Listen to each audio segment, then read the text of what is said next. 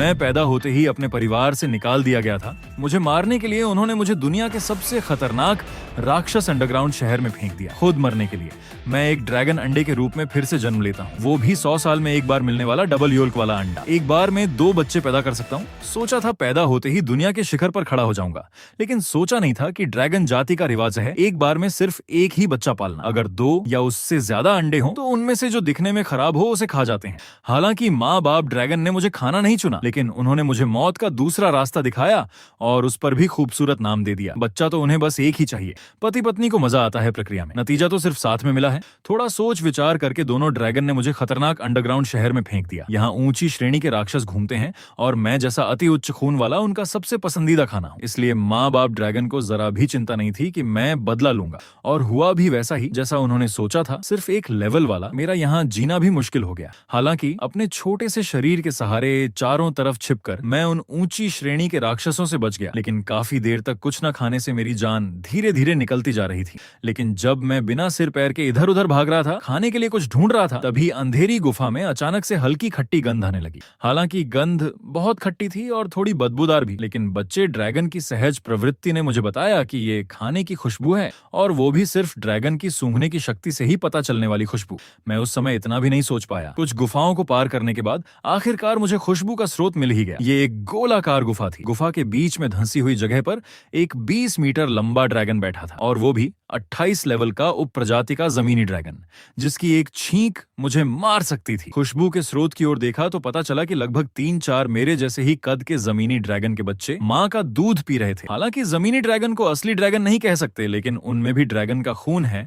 और सबसे अहम बात यह कि उप प्रजाति के जमीनी ड्रैगन का माँ का दूध मैं असली ड्रैगन होकर भी पूरी तरह पी सकता हूँ। मैं अंधेरे का फायदा उठाकर सावधानी से जमीनी ड्रैगन के पेट के पास पहुंचा। जब उन 4 बच्चों को देखा तो मन में सोचा, भगवान की मेहरबानी है, शायद अभी हाल में पैदा हुए थे, इसलिए ये बच्चे अभी आंखें नहीं खोल पाए थे, तो चिंता नहीं थी कि मेरा चोरी छिपे दूध पीना पकड़ा जाएगा। आखिरी बार जमीनी ड्रैगन की तरफ देखकर यकीन किया कि उसने मुझ पर ध्यान नहीं दिया। फिर मैं भूख पर काबू नहीं रख पाया। एक बार में दूध पीने की जगह दबोची और जमकर पीने लगा। आराम कर रही जमीनी ड्रैगन के शरीर में भी एक झटका सा लगा। उसे थोड़ा अजीब लगा, अरे यार कौन सा बच्चा है, इतनी जोर से पी रहा है। लेकिन उसने सोचा बच्चे का अच्छे से खाना अच्छी बात है। एक माँ होने के नाते उससे नहीं रहा गया कि बच्चे को खाने में रुकावट डाले, इसलिए उसने आंखें नहीं खोली। ढेर सारा दूध गले से होता हुआ पेट में उतर रहा था। मुझे लगा जैसे मेरा ठंडा पड़ रहा शरीर के अंदर से कोई अजीब सी गर्माहट फैल रही हो। साथ ही धीरे धीरे लेवल भी बढ़ रहा था। शायद मौत से बचने की वजह से, या शायद जमीनी ड्रैगन की गोद बहुत गर्म थी। मेरा तनाव कम हुआ और मैं बेसुध होकर सो गया। पता नहीं कितनी देर बाद गर्दन के पीछे चुभन सी महसूस हुई। अचानक नींद खुल गई। फिर एक विशाल आंख जो मेरे कद से भी बड़ी थी मेरी पूरी दृष्टि में भर गई। जमीनी ड्रैगन की आंखों से आग बरस रही थी। उसे देखकर मैं अब बस यही प्रार्थना कर सकता था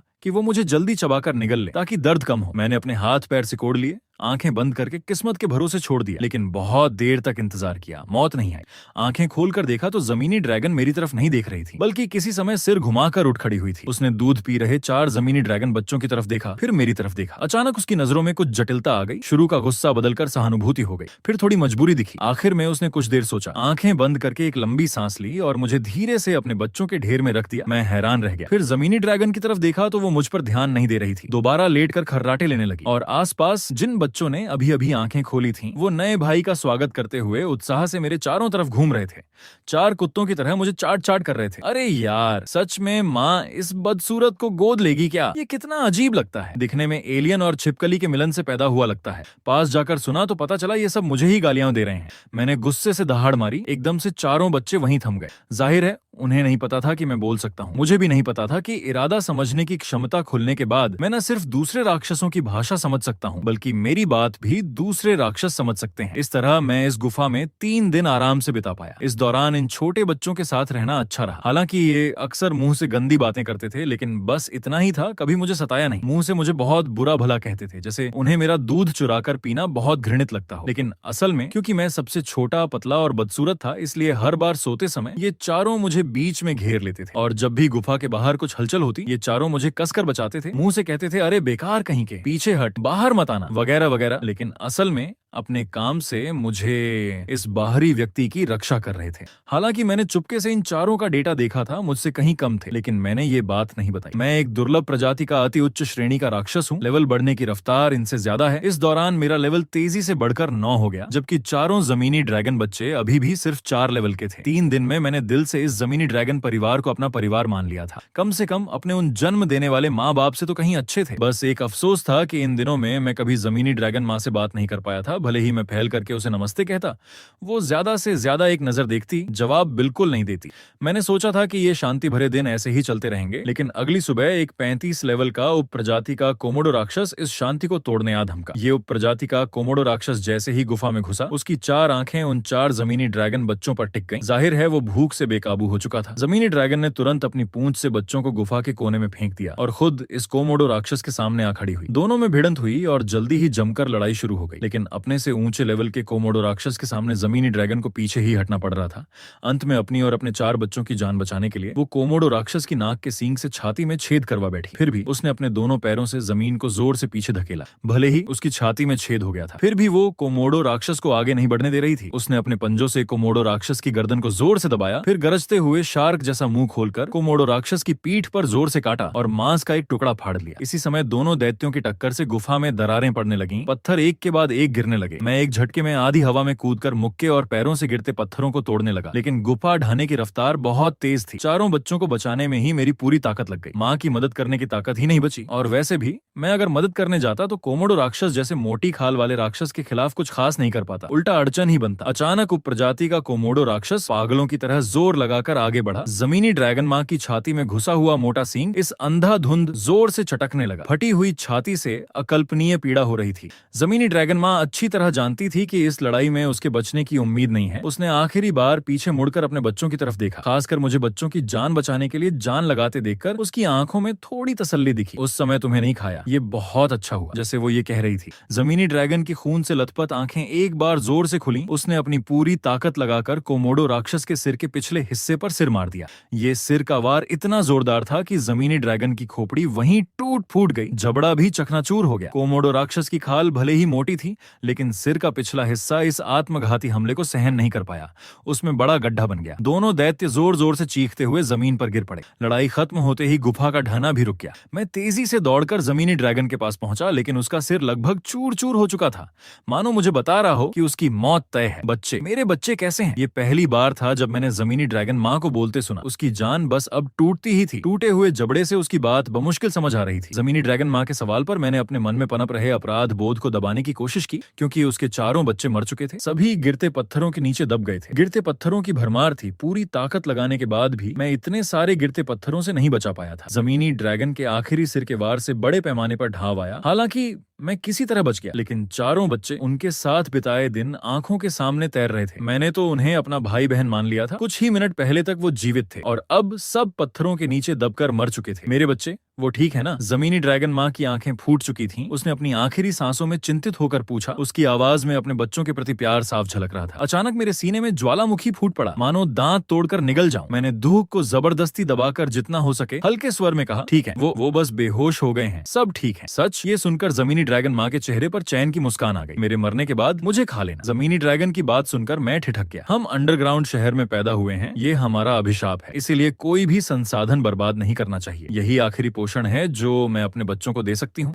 मुझे नहीं पता तुम जैसा अति उच्च श्रेणी का राक्षस अंडरग्राउंड शहर में क्यों आया, लेकिन मैंने तुम्हें पाला है, तो आगे मेरे बच्चों का ख्याल रखना। कांपती हुई जमीनी ड्रैगन माँ यहाँ तक कहकर रुक गई। उसने आखिरी सांस ली और पूरी तरह ठंडी हो गई। आखिरी समय में भी उसके चेहरे पर बच्चों के सुरक्षित होने की खुशी थी। वो शांति से चली गई। उसके सामने खून से जमीन सनी हुई थी। गुफा मौत की तरह सन्नाटे में डूब गई। मेरा मुंह खुला रह गया, पर जोर से रो भी नहीं सकता था, क्योंकि रोने की आवाज से और राक्षस आ सकते थे, लेकिन दिल में पत्थर सा दबा हुआ था। मुझे पालने वाली जमीनी ड्रैगन, साथ रहने वाले 4 बच्चे, पलक झपकते ही 5 लाशें बन गए। माँ ने पहली बार मुझसे बात की, वो भी आखिरी बार।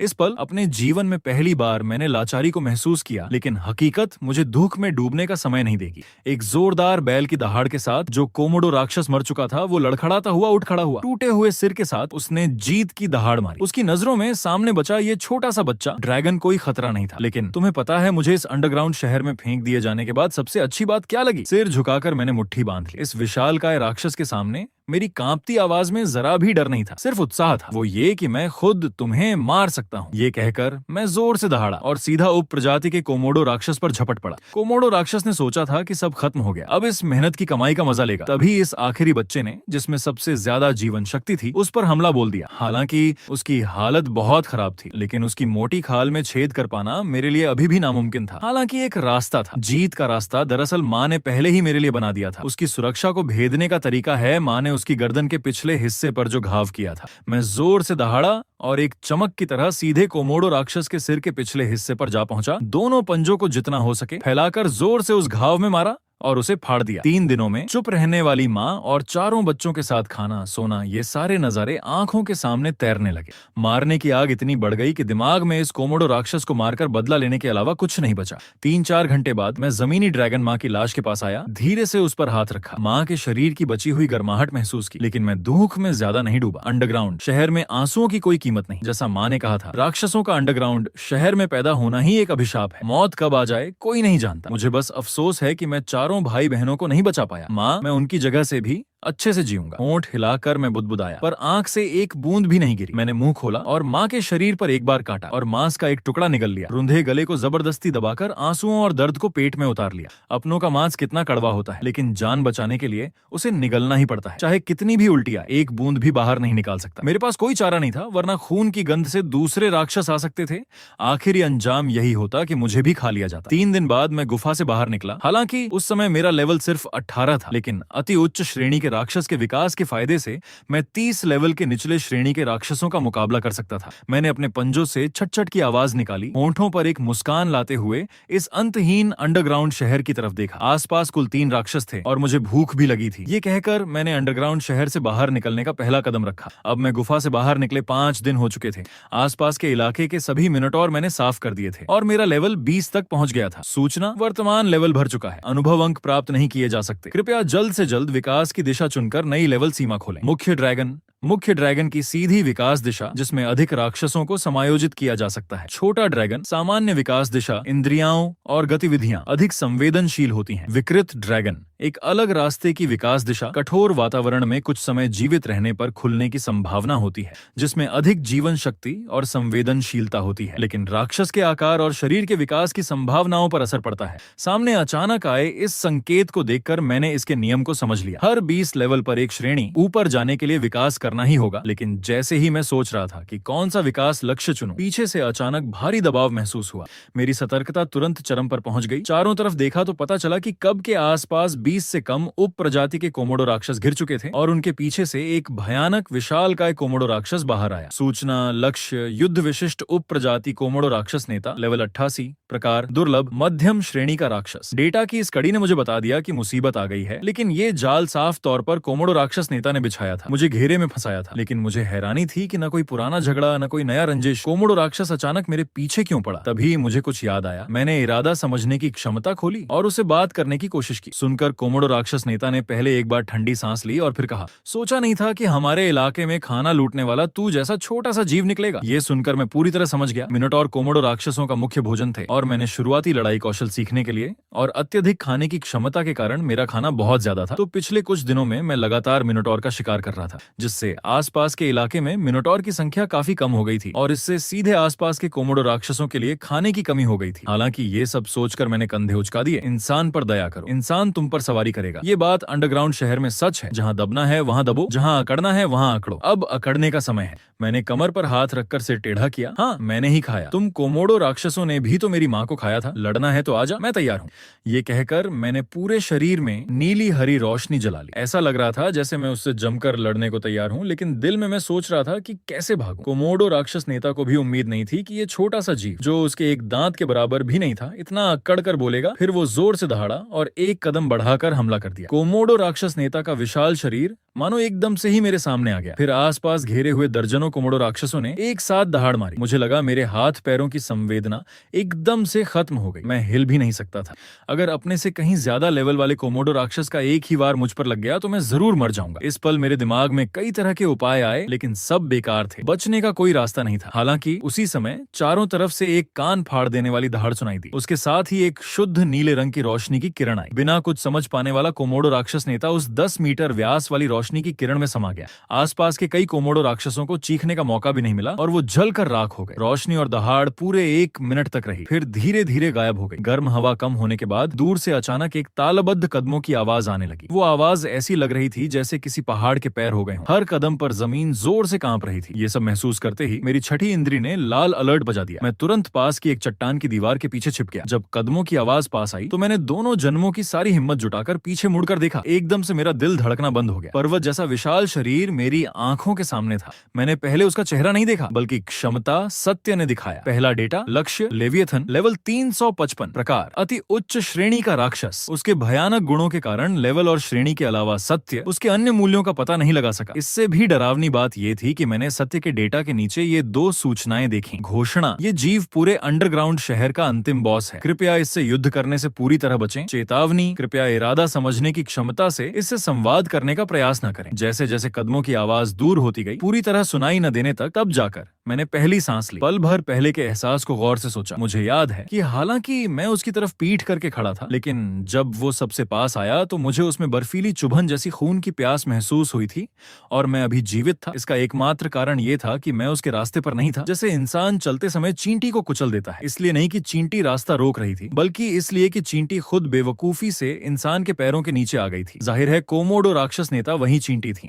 मेरे पास ये सोचने का समय नहीं था कि पूरे अंडरग्राउंड शहर का अंतिम बॉस पहली मंजिल पर क्यों आया। अब सबसे जरूरी था यहाँ से जल्दी निकलना। लेकिन उस समय मेरी दाहिनी टांग उस लहर की चपेट में आकर घायल हो गई थी। सोचकर मैंने यहीं विकास करने का फैसला किया। आसपास कोई दूसरा राक्षस नहीं था। ये पक्का करने के बाद मैंने फिर से विकास के विकल्प पलटे। मुख्य ड्रैगन सबसे सीधा विकास है, लेकिन इससे शरीर बड़ा हो जाता है जो संकीर्ण अंडरग्राउंड शहर में असर डाल सकता है, इसलिए नहीं ले सकता। आखिर में मैंने विकृत ड्रैगन चुनने का फैसला किया, क्योंकि गुणों के हिसाब से विकृत ड्रैगन हालांकि खून को दूषित करता है, लेकिन मूल रूप से वो भी ड्रैगन ही है। भविष्य में उसे सुधार कर मुख्य ड्रैगन बनाने की संभावना बनी रहती है और विकृत ड्रैगन के गुण अधिक संतुलित होते हैं। हर पल बदलते अंडरग्राउंड शहर में जीवित रहने के लिए अक्सर किसी एक गुण में विशेषज्ञता से बेहतर होता है कि जीवित रहने की अधिक रणनीतियां हों। ये सोचकर मैंने आंखें बंद कर लीं और मानसिक रूप से विकृत ड्रैगन का विकल्प चुन लिया। घोषणा, विकास निर्देश प्राप्त हो गया है। विकास 10 सेकंड में पूरा हो जाएगा। सत्य की मधुर घोषणा के साथ मुझे लगा एक गर्म लहर दिल से पूरे शरीर में फैल गई। दर्द, ठंड और खून बहने से हुई कमजोरी गायब हो गई। कमजोर शरीर में जल्दी ही गर्म खून दौड़ने लगा। पुरानी खाल झड़ने लगी, नए शल्क उगने लगे। ये अजीब एहसास मैं ठीक से महसूस भी नहीं कर पाया था कि खत्म हो गया। लेवल बढ़कर 8 हो गया। 80 सेंटीमीटर का शरीर विकास पूरा होने के बाद घटकर 60 सेंटीमीटर के आसपास रह गया, लेकिन ताकत पहले से काफी बढ़ गई थी और पहले का आसमानी नीला शल्क अब गहरे बैंगनी रंग का हो गया था, जो काफी मजबूत लग रहा था। इसके अलावा मेरे बाकी गुण भी बढ़ गए थे। ड्रैगन की इंद्रियां और समझ बढ़ने से अब मैं साफ महसूस कर सकता था कि लेविएथन के कारण पूरे अंडरग्राउंड शहर की पहली मंजिल पर राक्षसों की संख्या तेजी से घट रही थी। बचे हुए राक्षस भी भाग रहे थे। हालांकि मुझे नहीं पता था कि बॉस लेविएथन पहली मंजिल पर क्यों आया, लेकिन मैं जान गया था कि पहली मंजिल पर तूफान आने वाला था। ये सोचकर मैंने अब अंडरग्राउंड शहर की दूसरी मंजिल पर जाने का फैसला किया। माँ के जाने के कुछ ही समय बाद असल में मैंने दूसरी मंजिल का प्रवेश द्वार ढूंढ लिया था। पहले नहीं गया था इसलिए क्योंकि एक बार दूसरी मंजिल पर चले गए तो पहली मंजिल पर वापस नहीं आ सकते थे। हालांकि मुझे नहीं पता था कि लेविएथन ऊपर कैसे आया, लेकिन अगर मजबूरी ना होती तो मैं इतनी जल्दी दूसरी मंजिल पर नहीं जाता। कुछ मिनट बाद मैं गुफा के प्रवेश द्वार पर पहुंचा। नाक दबाकर आंखें बंद की और सीधा नीचे कूद गया। लंबे समय तक गिरने के बाद मैंने सोचा था कि आराम से उतर जाऊंगा, लेकिन एक इंसानी कवच का टुकड़ा गिरकर मुझसे जा टकराया, जिससे मैं बुरी तरह झुलस गया। हालांकि इससे मुझे एक बात का एहसास हुआ कि क्या इस दुनिया की प्रमुख प्रजाति सच में इंसान है। जन्म के बाद से मैंने कभी इंसान नहीं देखा था, लेकिन जैसे ही मैं सोच रहा था, पीछे 7-8 मीटर की दूरी पर अचानक बहुत हल्की सी सरसराहट की आवाज आई। सोचा कोई राक्षस अचानक हमला करेगा। मैं घबराकर तुरंत पीछे मुड़ा, लेकिन पीछे मुड़ते ही मेरा दिल धक धक करने लगा। देखा तो दूर एक मृत गली के मोड़ पर एक छोटे से शरीर वाली लड़की छिपी बैठी थी। जन्म के बाद पहली बार इंसान देखा, वो भी इतनी सुंदर लड़की। इससे मुझे जैसे 2 जन्मों से कुंवारा रहने वाले को कुछ अवास्तविक सपने आने लगे। लेकिन मैंने मुंह खोला ही था कि वो लड़की डर के मारे जमीन पर गिर पड़ी। वो बेबस पैरों से जमीन को धकेलती हुई पीछे हटने लगी, लेकिन पीछे जल्द ही चट्टान की दीवार आ गई। हटने की कोई जगह नहीं बची। उसकी ये प्रतिक्रिया देखकर मुझे कुछ समझ नहीं आया। सोचा मैं ये मोटा ताजा बच्चा ड्रैगन हूँ, लड़कियों को तो पसंद आना चाहिए था।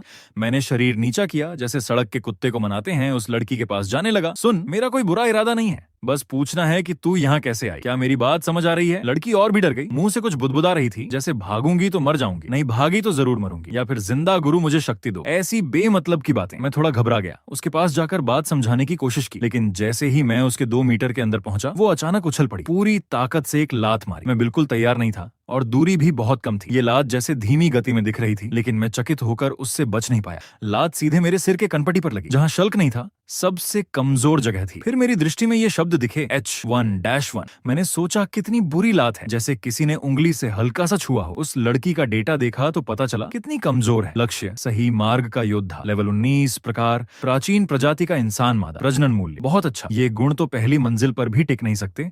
मुझे नहीं पता ये दूसरी मंजिल पर कैसे आ गई। उस समय लड़की पैर पकड़कर बैठी हुई थी, बहुत दर्द में थी। उसकी इस लात से मुझे कोई नुकसान नहीं हुआ था, लेकिन उसका दाहिना पैर बुरी तरह मुड़ गया था। अगले ही पल लड़की ने पैर के दर्द की परवाह न करते हुए पागलों की तरह पास की गुफा की तरफ भागने लगी। मैं घबराकर उसके पीछे भागना चाहता था, लेकिन ऊपर से गिरते खून के प्यासे राक्षस बार बार मुझे रोक रहे थे। अंडरग्राउंड शहर के राक्षस शिकार का पीछा जीवन सार के हिसाब से करते हैं, इससे कमजोर इंसान उनकी पसंद के नहीं होते। सब एक साथ मुझ पर टूट पड़े। हालांकि इससे मुझ पर कोई फर्क नहीं पड़ा, लेकिन उस लड़की का पीछा पूरी तरह छूट गया। मैं बहुत निराश था। एक अच्छी लड़की ऐसे ही भाग गई। अब मैं अपने उस लंबे समय से सूखे हथियार को कैसे सीधा करवाऊं? 5 दिन बाद मैं धीरे धीरे दूसरी मंजिल के जीवन से ढल गया। पहली मंजिल से अलग दूसरी मंजिल के राक्षस कई तरह के थे। लगभग हर दिन कई नए राक्षस देखने को मिलते थे। बस जो इंसान मिलते थे वो सब लाशें या हड्डियां ही थीं। उस दिन वाली लड़की को मैं अब भी भूल नहीं पाया था, लेकिन ये बूढ़े लंपट की आदत की वजह से नहीं था। मुख्य वजह ये थी कि वो इंसान थी। इन दिनों में मैंने दूसरी मंजिल पर एक से अधिक बार इंसानों के अवशेष देखे, यहाँ तक कि ढेर सारे इंसानों के पैरों के निशान भी मिले, जिनकी संख्या देखकर लग रहा था कि कम से कम 200-300 इंसानों का बड़ा समूह यहाँ से गुजरा था। चाहे जो भी हो, मैं ये इंसानों को ढूंढना चाहता था, क्योंकि अंडरग्राउंड शहर का माहौल साफ तौर पर इंसानों के रहने लायक नहीं था।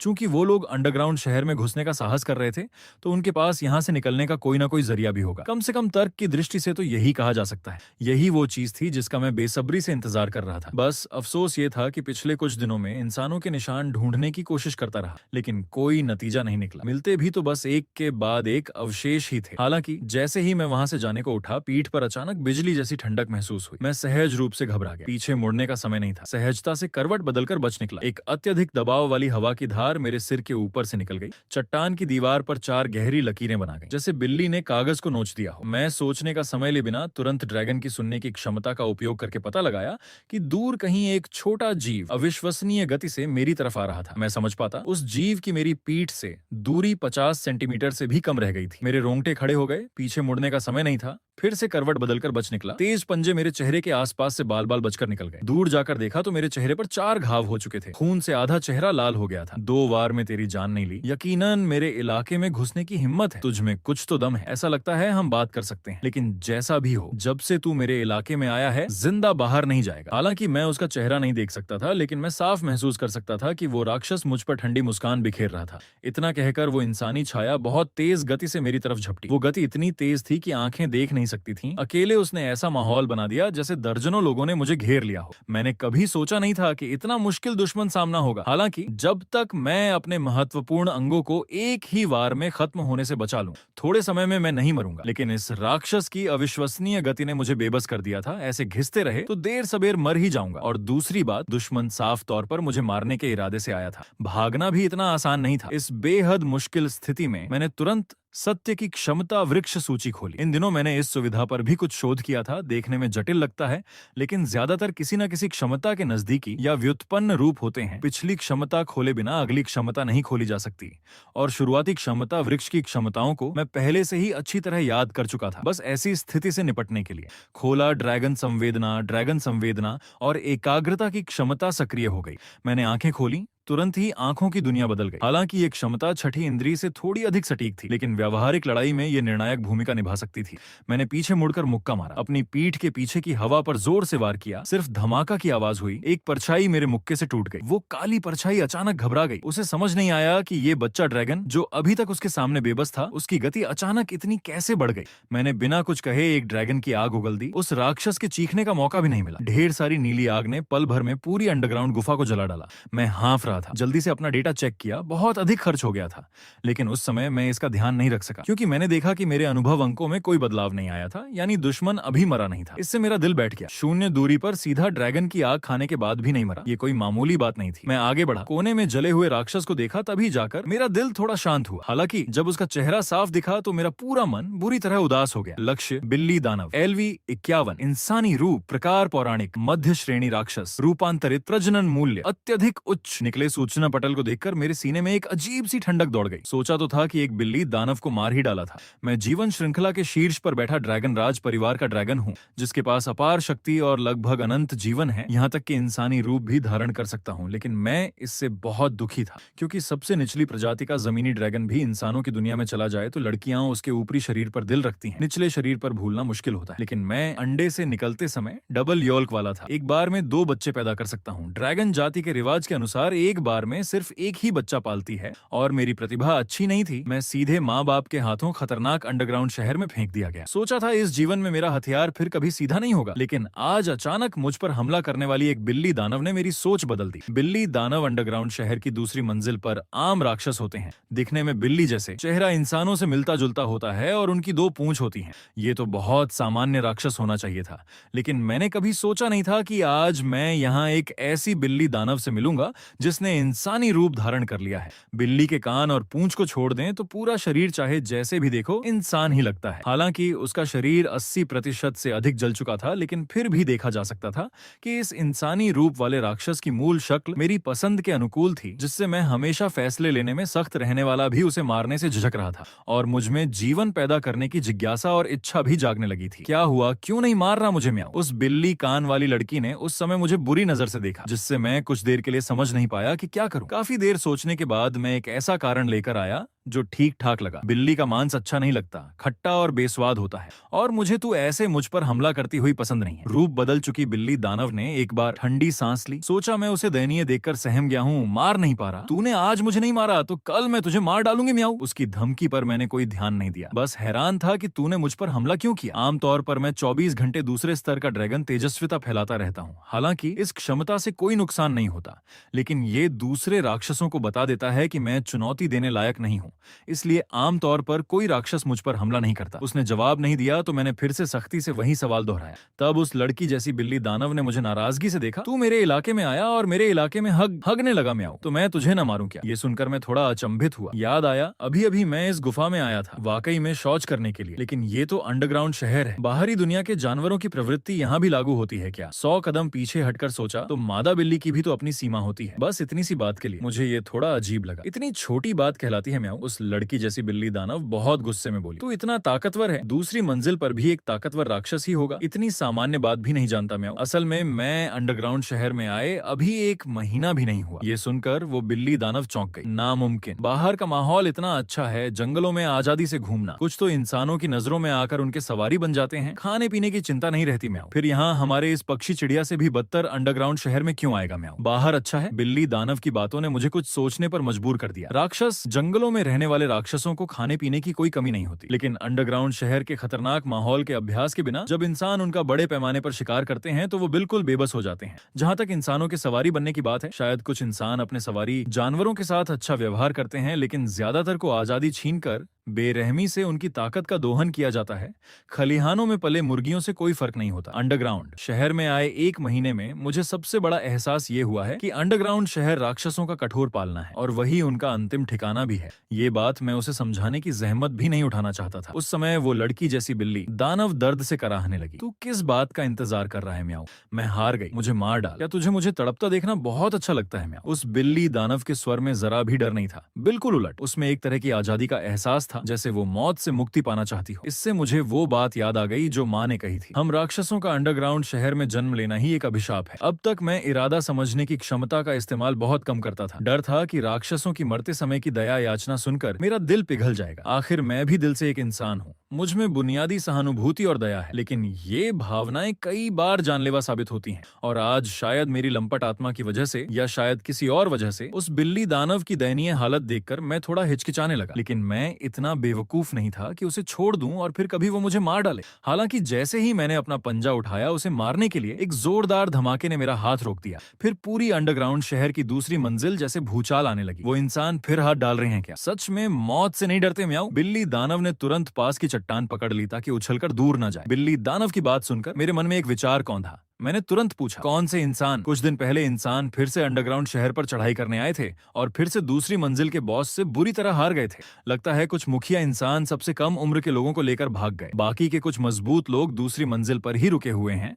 इन दिनों वो लगातार दूसरी मंजिल पर कब्जा करने की कोशिश कर रहे हैं, लेकिन वो बॉस के सामने क्या टिक पाएंगे म्याऊ? हर बार कई लोग मर जाते हैं। इस बार इतना बड़ा धमाका हो रहा है, शायद बचे हुए सभी लोग एक साथ मिलकर आखिरी दांव लगा रहे हैं म्याऊ। कुछ ही बातों में मेरे सबसे ज्यादा ध्यान देने वाले कई शब्द आ गए। मैं और पूछने ही वाला था कि पास की चट्टान की दीवार अचानक टूट गई। एक सुनहरी तलवार हाथ में लिए एक खूबसूरत नौजवान दीवार तोड़कर मेरे और बिल्ली दानव के पास गिरा। पहली बार इंसान देखकर मैं बहुत हैरान हुआ और उस नौजवान ने भी पहली नजर में मुझे और बिल्ली दानव को देख लिया। उसका चेहरा तुरंत सख्त हो गया। उसने उस टूटी दीवार की तरफ जोर से चिल्लाया, टीम लीडर, यहाँ एक साथी राक्षस है, मैं इससे निपटता हूँ, तुम लोग बॉस पर ध्यान दो। इतना कहकर उसने ऐसी मुद्रा बना ली जैसे या तो मैं मरूं या वो। उसकी नजरों में जैसे दुश्मनी भरी थी, जिसे देखकर मैं थोड़ा हैरान हुआ। मैं कुछ कहना ही चाहता था कि उस नौजवान ने मुझे बोलते सुना तो और भी उत्तेजित हो गया। उसके चेहरे पर पसीने की बूंदें दिखने लगीं। मुंह से बुदबुदाया, एक पौराणिक श्रेणी का बच्चा राक्षस, अगर यहाँ खत्म नहीं किया गया तो अगली बार अंडरग्राउंड शहर पर चढ़ाई करते समय 2 बॉस का सामना करना होगा। हमारे बचने की कोई उम्मीद नहीं है, तो फिर आने वाली पीढ़ियों के लिए रास्ता बनाने के लिए जान की बाजी लगाकर भी इस राक्षस को खत्म करना ही होगा। मैं मन ही मन बहुत गाली दे रहा था। अरे यार, तू कितना महान है। मैं तो रोने लगा पड़ा। अरे तू मेरी बात सुन रहा है या नहीं? उस नौजवान ने हाथ में तलवार घुमाई। अचानक उसके शरीर के हर रोम छिद्र से युद्ध की भावना फूटने लगी। शरीर से निकलने वाली ऊर्जा 10 गुना बढ़ गई। फिर उसने एक कदम बढ़ाया और बाण की तरह मुझ पर झपटा। लक्ष्य, पवित्र योद्धा LV-32। एक बार व्यवसाय बदला। प्रकार, विशिष्ट प्रजाति का इंसान। इस इंसान के अधिकांश गुण मुझसे अधिक थे। अगर मैं पूरी ताकत में होता तो क्षमताओं के फायदे से उसे हराना आसान था, लेकिन अब मैं घायल था। सीधे लड़ने का कोई मौका नहीं था। 2 सेकंड की झिझक में मैंने उसकी वापसी में आई तलवार से करवट बदलकर बच निकला। जमीन पर पड़ी बिल्ली दानव को उठाकर कंधे पर रखा और बॉस और उस नौजवान से दूर की ओर भागने लगा। लेकिन बिल्ली दानव को उम्मीद नहीं थी कि मैं अचानक दौड़कर उसे उठाकर भागूंगा। मुझे छोड़, क्या कर रहा है म्याऊ? मैं तेरे बच्चे पैदा नहीं करूंगी म्याऊ। अभी तक स्थिति नहीं समझ पाई। बिल्ली दानव मेरे चमकदार सिर पर नोच खसोट कर रही थी। चुप रहा। मैंने तुरंत एक डांट लगाई, फिर एक हाथ निकालकर उसकी गर्दन के पीछे का मांस पकड़ लिया। बिल्ली दानव के चेहरे पर अचानक लाली आ गई। बचा हुआ एक कान भी झुक गया। शरीर जैसे जम गया, हिल नहीं पा रहा था। और उस समय पीछे वो इंसानी नौजवान पास आ चुका था। सुनहरी तलवारों की बारिश हो रही थी। मैंने करवट बदलकर कई बार बचा। मन ही मन बहुत गाली दे रहा था। अगर मैं अपने पूरे जोर पर होता तो इस मामूली से योद्धा के पीछे क्यों भाग रहा होता? थकान से चूर मैं अपने ड्रैगन के पंखों की मदद से जान बचाकर भाग रहा था। इस तरह एक इंसान और एक ड्रैगन आगे पीछे भाग रहे थे। उस समय मेरे मन में भी गुस्सा आ रहा था। अगर कोई अनहोनी नहीं हुई तो अगला वार उसका आखिरी और सबसे जानलेवा वार होगा। अगर वो यहीं रुक गया तो मैं अपनी जान बचाने के लिए सीधा भाग सकता था। अपनी बची हुई ताकत बर्बाद नहीं करता। लेकिन अगर उसने सच में अपनी जान की बाजी लगाकर हमला किया तो मैं उसका सिर फोड़ दूंगा। हालांकि अफसोस, जैसे ही मैंने ये फैसला किया और देखने लगा कि वो नौजवान कैसा रिएक्शन देता है, उस नौजवान ने जोर से चिल्लाकर अपनी बाजू की सारी नसें उभार लीं। अपनी सारी युद्ध भावना उस सुनहरी तलवार में डाल दी। उस नौजवान के पूरी ताकत से कि उस वार का सामना करते हुए मैंने निराशा से एक लंबी सांस ली। भागना रोका, कंधे से बिल्ली दानव को नीचे उतारा और उस विशाल तलवार की ऊर्जा के सामने मुड़ गया। खोला अजय, 5 अंक खर्च करके क्षमता अजय लेवल 1 खोली। उसी समय मैं एक गोले की तरह उस तलवार की ऊर्जा पर टकराया। उस अदम्य तलवार की ऊर्जा पल भर में कागज की तरह चकनाचूर हो गई। उस नौजवान ने कभी सोचा नहीं था कि जो राक्षस अभी तक बुरी तरह भाग रहा था अचानक पलटकर हमला करेगा, और ये भी नहीं सोचा था कि उसकी सारी युद्ध भावना और जादू से भरा ये वार इतनी आसानी से तोड़ दिया जाएगा। लेकिन उसे अब इस बारे में सोचने का मौका नहीं मिला। सिर्फ धमाका की आवाज हुई। मेरा सख्त सिर उसके पेट पर जा लगा। नौजवान दर्द से चीखा। पूरा शरीर पंखे की तरह घूमता हुआ पीछे की तरफ उड़ा। उसने दर्जनों मोटे खंभे तोड़ डाले। आखिर में एक चट्टान की दीवार से जा टकराया और रुका। अजय का असर खत्म होने के बाद मैं पूरी तरह ढीला पड़ गया। सोचा आखिरकार सांस ले सकता हूं, लेकिन लगातार लेवल बढ़ने की सूचनाओं ने मुझे फिर से चक्कर दे दिया। विकास के बाद से अनुभव अर्जन की कठिनाई बढ़ गई थी और लेवल अपग्रेड के अनुभव अंकों की दर भी बहुत बढ़ गई थी। मैं काफी समय से लेवल एक साथ बढ़ते नहीं देखा था। ये इंसान जिसकी लड़ने की क्षमता शायद कोमोडो राक्षस के बराबर थी, इतने मामूली इंसान ने मेरा लगातार 6 लेवल बढ़ा दिए। पहले विकास के बाद लेवल 11 से लेवल 17 तक कुल लगभग 12,000 अनुभव अनुभव अंक। ये तो जैसे मुझे इंसानों को मारने के लिए उकसा रहा हो। सूचना, मुख्य कार्य शुरू हो रहा है, दूसरी मंजिल के बॉस मेडूसा का सिर को मारें। कार्य पुरस्कार 50 क्षमता अंक। ये आवाज सुनकर मैं चौंक गया। पता था कि आज तक लड़ते लड़ते मुश्किल से जान बचाकर पिछले 5 अंक मिलाकर कुल मिलाकर सिर्फ 35 क्षमता अंक मिले थे। ये एक कार्य इतने 50 अंक दे रहा है। उसी समय पीछे से बिल्ली दानव की आवाज आई। मैंने पीछे मुड़कर देखा तो वो घायल हालत में मुझे अजीब नजरों से देख रही थी। क्यों म्याऊ, तूने उस इंसान को मारा तो तेरे शरीर के सारे घाव ठीक हो गए और तेरी आभा एक पल में इतनी क्यों बढ़ गई म्याऊ? बिल्ली दानव को समझ नहीं आ रहा था। आमतौर पर राक्षसों का विकास दूसरे जीवों की तरह धीरे धीरे होता है, लेकिन ये बच्चा ड्रैगन सिर्फ एक इंसान को मारने से ही सारे घाव भर गए और ताकत भी अचानक बहुत बढ़ गई। उसने कभी ऐसा राक्षस नहीं देखा था। बिल्ली दानव की डरी हुई पूछताछ का सामना करते हुए मैंने सामान्य चेहरे से कहा, तू यहाँ मरना चाहती है या मेरे साथ दूसरी मंजिल के बॉस को मारने चलना चाहती है? ये सुनकर बिल्ली दानव को लगा कि उसके कानों पर भरोसा नहीं हो रहा। तू पागल हो गया है म्याऊ। वो दूसरी मंजिल का बॉस है। क्योंकि वो हिल नहीं सकता, इसलिए हमेशा तीसरी मंजिल के प्रवेश द्वार पर रहता है। अचानक बिल्ली दानव को कुछ समझ आया। उसने बड़े आश्चर्य से मेरी तरफ देखा। काफी देर बाद बोली, तू मेडूसा के सिर को मारकर अंडरग्राउंड शहर की तीसरी मंजिल पर जाना चाहता है म्याऊ? मैंने कोई जवाब नहीं दिया, बस मुस्कुराकर सिर हिलाकर इस बात की पुष्टि कर दी। बिल्ली दानव ने अपने घावों की परवाह किए बिना जोर से झिड़क दिया, तेरी अभी की ताकत तो मुझे भी आसानी से हरा सकती है म्याऊ, जब तक तू मेडूसा के सिर से नहीं उलझता। दूसरी मंजिल पर तू बेरोक टोक घूम सकता है। जोखिम क्यों ले रहा है म्याऊ? तूने अभी कहा था कि वो इंसान अंडरग्राउंड शहर से बाहर निकलने के लिए दूसरी मंजिल के बॉस पर हमला कर रहे थे, है ना? ये सुनते ही बिल्ली दानव मेरा मतलब समझ गई। तू सच में अंडरग्राउंड शहर से बाहर निकलना चाहता है म्याऊ? मैंने मुस्कुराते हुए कहा, लगता है गहरी मंजिलों में जाने से सच में अंडरग्राउंड शहर से बाहर निकला जा सकता है। बता, अंडरग्राउंड शहर से कैसे निकलते हैं? तू मुझसे बातें निकलवा रहा है म्याऊ। बिल्ली दानव ने तुरंत अपना मुंह बंद कर लिया। मुझे ऐसा करने से मना कर दिया क्योंकि वो जानती थी कि इस तरह की क्षमता अंडरग्राउंड शहर में कोई अजीब बात नहीं है। तीसरी मंजिल से शुरू होकर कुछ मानसिक राक्षस ऐसी क्षमता का इस्तेमाल करते हैं। बिल्ली दानव को हिचकिचाते देख मैंने उस पर दबाव बढ़ाया। अगर तू मुझे बता दे और मेरे साथ चलने को तैयार हो जाए तो मैं न सिर्फ तुझे जाने दे सकता हूँ बल्कि तेरे घाव भी भर सकता हूँ। एक डंडा मारकर एक गोली देने का सिद्धांत मैं समझता हूँ। यादें निकालने की एक क्षमता मेरे पास है, लेकिन उसके लिए 20 क्षमता अंक चाहिए। अगर हो सके तो मैं ये कीमती अंक बर्बाद नहीं करना चाहता। बिल्ली दानव ये सुनकर उत्साहित हुई। उसने कुछ देर सोचा, फिर सतर्कता से मेरी तरफ देखा। सच कह रहा है म्याऊ? मैंने अपनी छाती पर हाथ मारा। बात का पक्का। उस समय बिल्ली दानव के बताए अनुसार मुझे पता चला कि अंडरग्राउंड शहर में आने जाने के कई तरीके हैं। इंसान सबसे ज्यादा अंतरिक्ष परिवर्तन जादू का इस्तेमाल करते हैं, लेकिन ये जादू राक्षसों के लिए सीखना बहुत मुश्किल है। अंडरग्राउंड शहर में भटक कर आए राक्षसों के लिए बाहर निकलने का सिर्फ एक ही तरीका है, पहली मंजिल से 5वीं मंजिल तक लड़ते हुए जाना। जब तक 5वीं मंजिल के अंतिम बॉस को न मार डालो तब तक अंडरग्राउंड शहर से बाहर निकलकर बाहरी दुनिया में नहीं जा सकते। बिल्ली दानव यहाँ तक कहकर मेरा दिल मुंह को आ गया, क्योंकि पहली मंजिल पर रहते हुए मैं 5वीं मंजिल के बॉस लेविएथन से मिल चुका था। उसकी अदम्य शक्ति और सत्य द्वारा दिखाए गए सवालियों की कतार को याद करके मैं कांप उठा। तेरी हालत देखकर लगता है कहीं लेविएथन से मिला है म्याऊ? बिल्ली दानव ने हल्की ताना मारते हुए कहा। मैंने सिर हिलाया और हैरानी से पूछा, तूने तो कहा था कि अंडरग्राउंड शहर की हर मंजिल एक अलग जगह है, राक्षस इधर उधर नहीं घूम सकते। ये बात लेविएथन पर लागू नहीं होती म्याऊ। वो प्राचीन काल के 17 देवताओं की सवारी है। पूरे अंडरग्राउंड शहर का सबसे ताकतवर जीव है।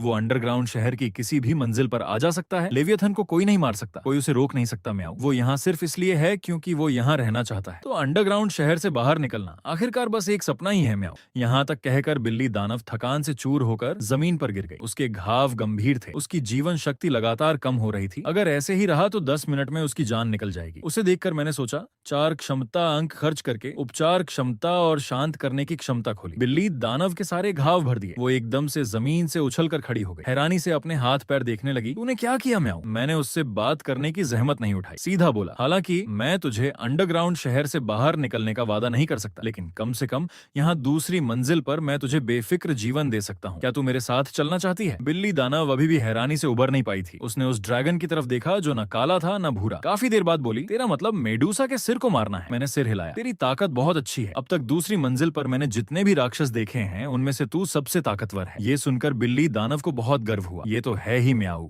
पूरी दूसरी मंजिल में उस मेडूसा के सिवा कोई मुझसे ताकतवर नहीं है म्याऊ। इतना कहकर उसने अचानक बात घुमाई, लेकिन मैं तेरे साथ जोखिम क्यों उठाऊं म्याऊ? जब तू मेडूसा के सिर को मार डालेगा तो तू दूसरी मंजिल का मालिक बन जाएगा, यहाँ की रानी बन जाएगा। क्या तुझे ये अच्छा नहीं लगता? ये सुनते ही बिल्ली दानव के कान खड़े हो गए। उसने सिर झुकाकर मालिक रानी जैसे शब्द बुदबुदाए दे मकर।